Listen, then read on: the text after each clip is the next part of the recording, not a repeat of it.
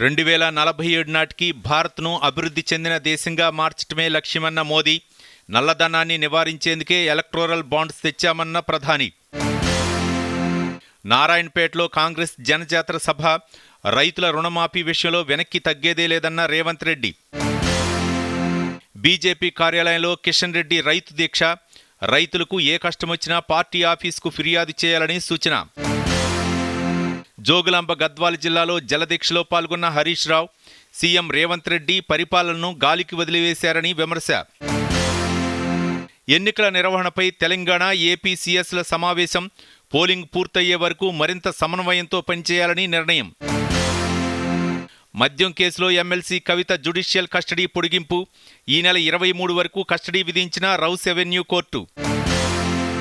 Khairatabad MLA Danam నాగేంద్రకు నోటీసులు జారీ చేసిన హైకోర్టు, విచారణను ఈ నెల 25కు వాయిదా.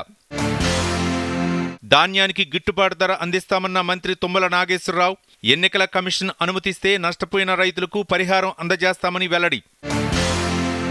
బీఆర్ఎస్ పాలనలో రేషన్ బియ్యం రీసైక్లింగ్ మాఫియా జరిగిందన్న మంత్రి ఉత్తమ్ కుమార్ రెడ్డి, రైతుల నుంచి ప్రతి గింజ మద్దతు ధరకు కొంటామని వ్యాఖ్య.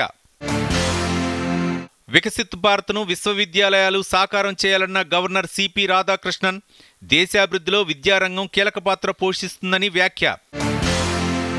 సీఎం కేజ్రీవాల్ కస్టడీని 23 వరకు పొడిగించిన ఢిల్లీ కోర్టు, ఈ కేసులో సహనిందితుల కస్టడీ అదే తేదీతో ముగుస్తుందని పేర్కొంటూ ఆదేశాలు జారీ.